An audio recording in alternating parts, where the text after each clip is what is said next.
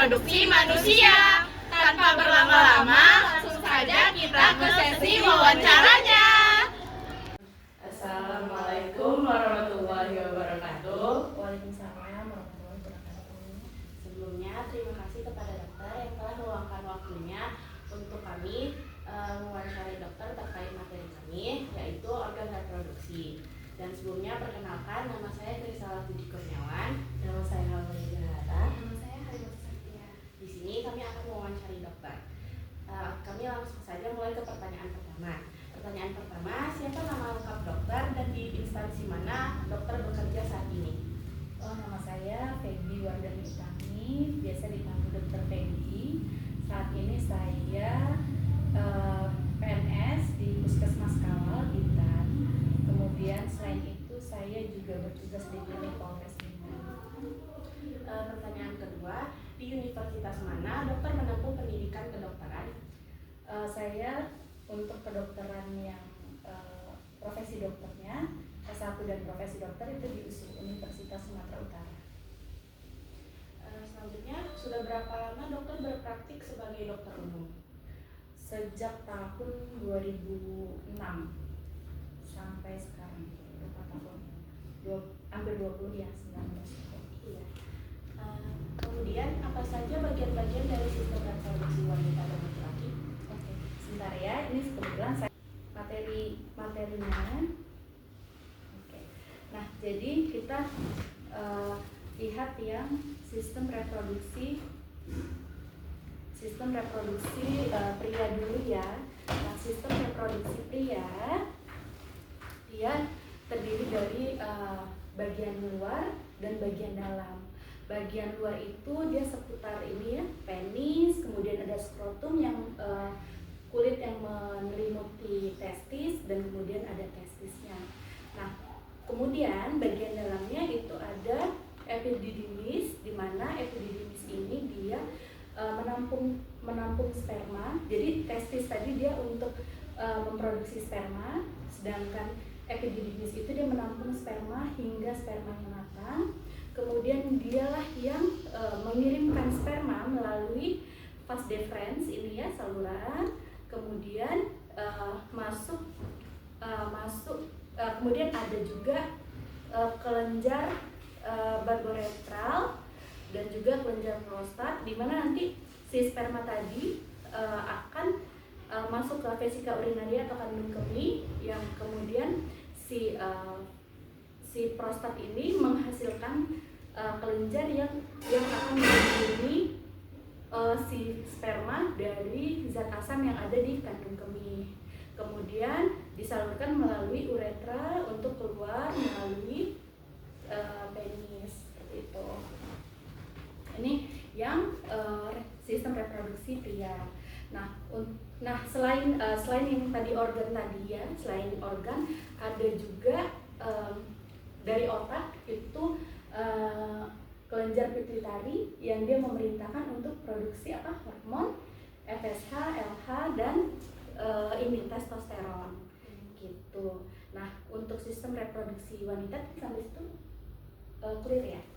Nah, untuk sistem reproduksi wanita di sini terdiri dari organ internal dan juga organ eksternal. Selain itu reproduksi wanita ini dia sistem yang menghasilkan hormon dan bertanggung jawab atas kesuburan, kemudian menstruasi dan juga aktivitas seksual.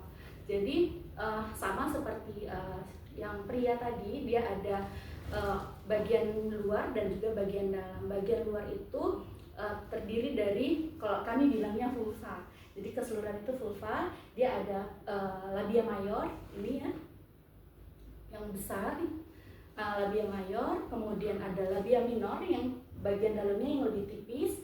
Kemudian ada himen. Himen itu dia selaput yang menutup menuju ke liang vagina.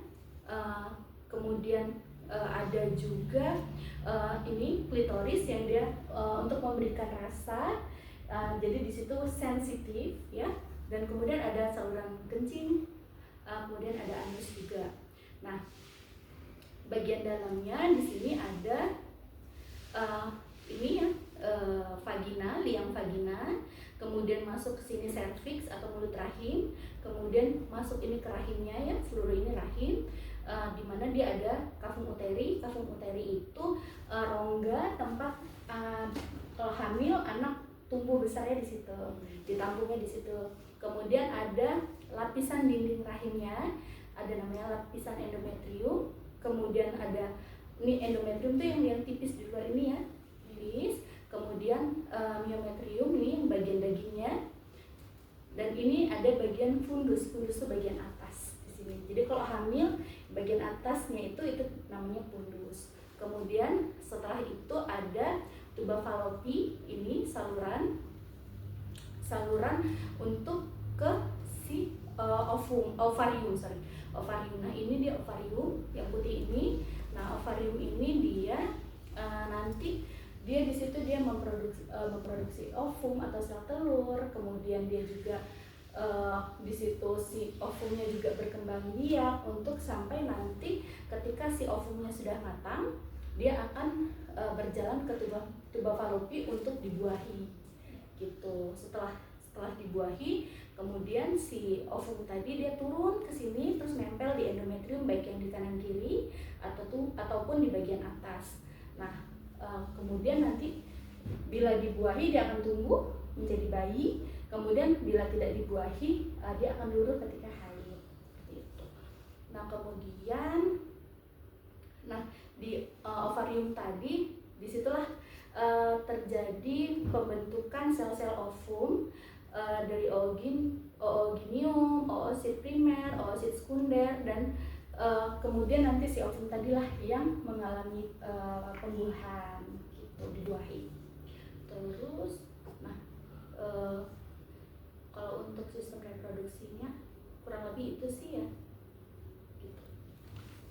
Oke, terima kasih kepada Dr. Feby yang sudah menjelaskan terkait sistem reproduksi wanita dan laki-laki. Nah, pertanyaan selanjutnya, bagaimana sih proses ovulasi terjadi pada wanita? Oke. Nah, jadi proses ovulasi itu dia merupakan bagian dari proses menstruasi. Dia di fase kedua.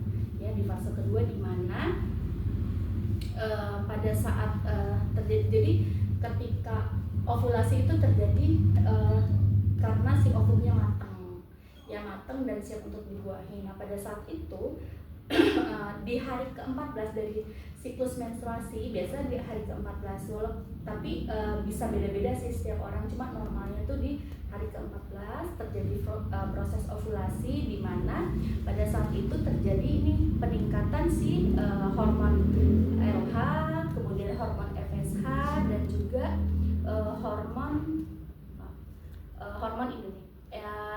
ini estrogen. Terjadi peningkatan itu, kemudian terjadilah ovulasi itu. Terima kasih. Ada pertanyaan lagi, faktor apa saja yang dapat menghambat proses ovulasi? Oke. Nah, faktor-faktor yang menghambat proses ovulasi itu bisa dia dari keadaan si wanita itu sendiri.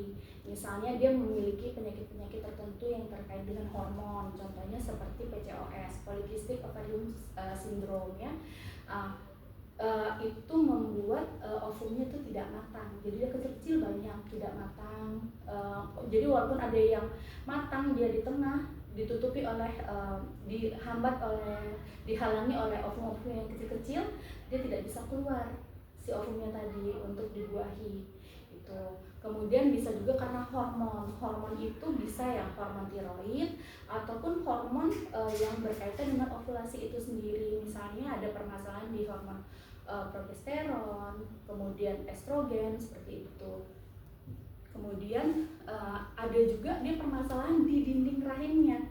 Di dinding rahimnya, baik itu dinding endometrium yang tadi ya, yang tipis, lapisan yang tipisnya di dinding endometrium, ketika ada permasalahan di situ membuat si ovum tadi dia nggak bisa nempel sempurna gitu, nggak bisa nempel sempurna sehingga walaupun telah dibuahi tidak bisa tumbuh gitu, tidak bisa nempel sehingga tidak bisa tumbuh si janinnya tadi. Nah selain itu si endometriosis ini juga dia mengakibatkan nyeri ketika haid. Karena kan ketika haid yang terjadi apa, peluruhan dari dinding rahim. Nah, bila ada endometriosis maka ketika haid itu akan nyeri sekali, nyeri yang tidak normal.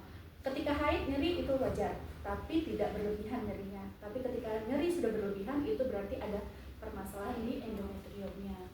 Kemudian selain itu ada faktor yang dari otak, dari hipotalamus yang mempengaruhi kelenjar pituitari sehingga dia tidak bisa memerintahkan untuk pembentukan hormon. Kemudian hormon-hormon yang terkait dengan reproduksi ya.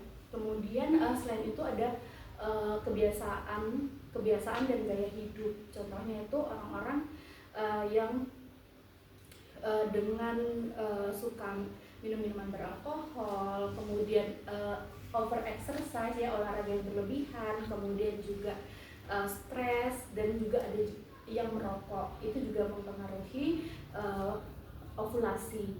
Kemudian selain itu ada lagi yang terakhir itu faktor-faktor lain seperti usia. Ketika wanita usia sudah 50 atau lebih ya, sehingga sel ovum yang tadi cadangan ada di ovariumnya itu habis, jadi dia tidak bisa lagi terjadi pembuahan seperti itu. Kemudian selain itu juga ada paparan-paparan dari zat-zat kimia seperti merkuri, tahu ya, merkuri yang bisa, dia tidak hanya mengganggu ovulasi tapi dia juga bisa mengakibatkan kanker.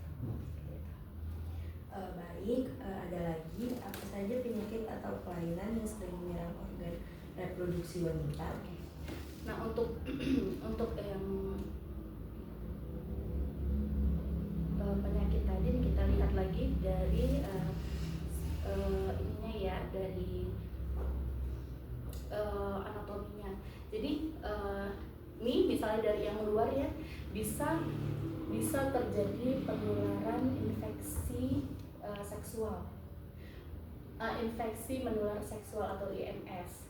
Contohnya misalnya ada tertular virus yang membuat kutil-kutil, human papillomavirus. Jadi dia kalau di dalam dia bisa mengakibatkan kanker, tapi kalau di luar dia bisa mengakibatkan apa namanya ya, dia kutil, dia bentuknya,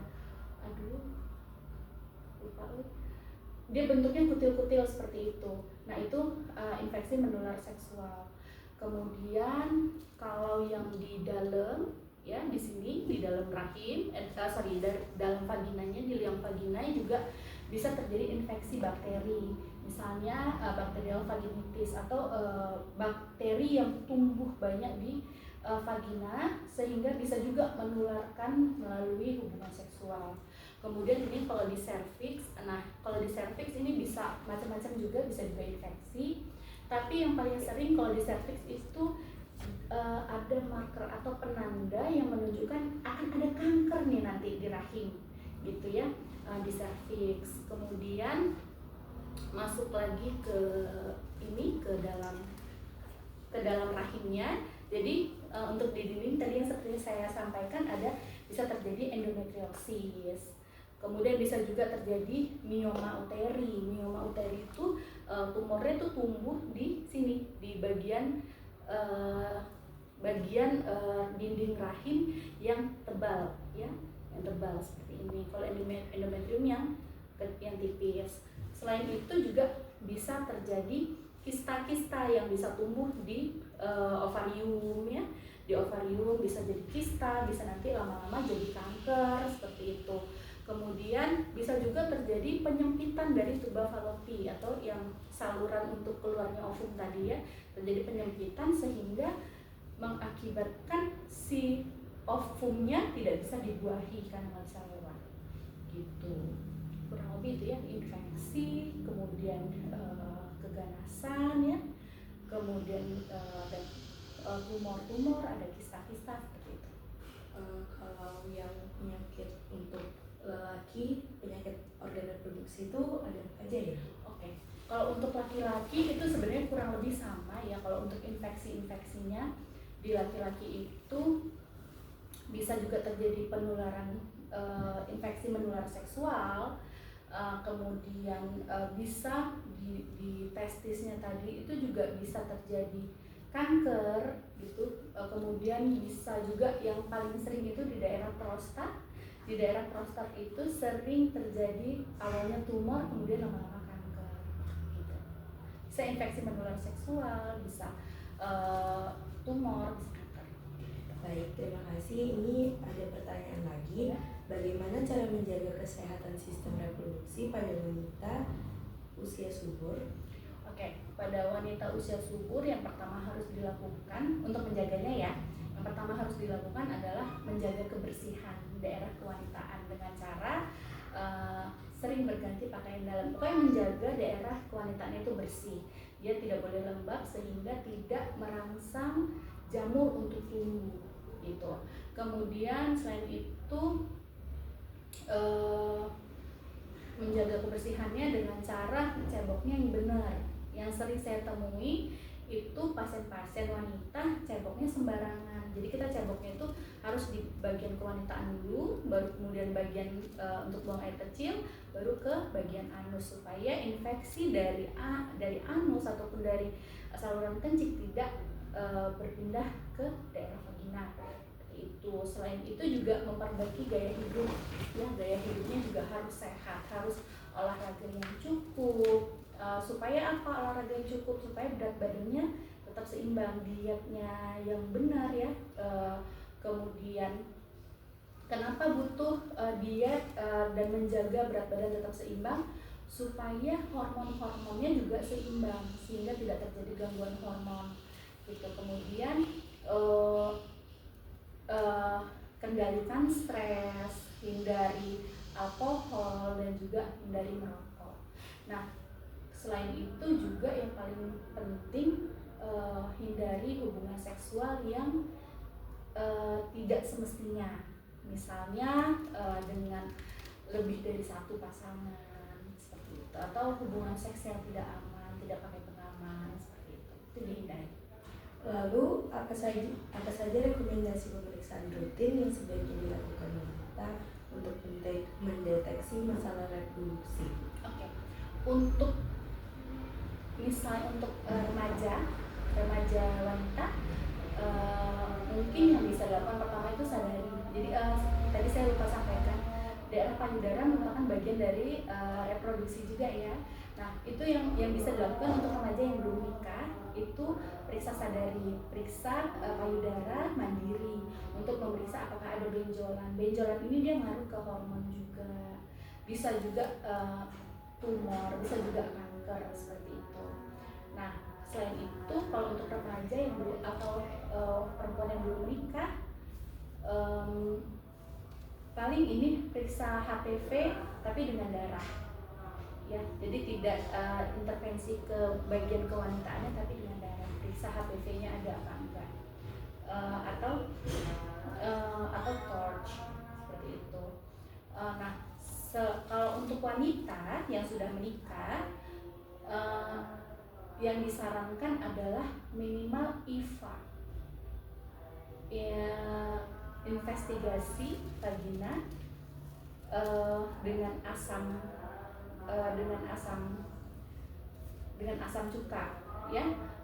Itu bisa dilakukan di puskesmas dan biayanya juga nggak mahal.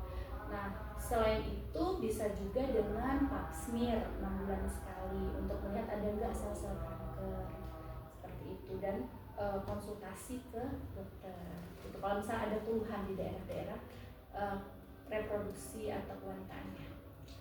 Lalu Ibu, apa saja yang bisa kami lakukan sebagai remaja untuk menjaga kesehatan organ reproduksi? Oke, yang pertama buat adik-adik remaja lakukan, yang pertama itu menjaga kebersihan daerah kewanitaan. Kemudian menjaga pola hidup yang bersih dan sehat ya, dengan olahraga teratur, makan teratur, jaga berat badan seperti itu. Kemudian apalagi masih remaja ya, jangan sampai melakukan hubungan seksual sebelum waktunya seperti itu. Kemudian ya hindari merokok, alkohol dan sebagainya. Gitu. Itu sih kayaknya. Gitu. Baik, terima kasih kepada Dr. Feby atas jawabannya. Nah, jawaban tadi sangat membantu kami dalam proses tugas kami, yakni wawancara dokter terkait organ reproduksi. Terima kasih banyak atas waktunya. Semoga ilmunya dapat bermanfaat bagi kami. Sekian dari kelompok kami. Wassalamualaikum warahmatullahi wabarakatuh. Waalaikumsalam.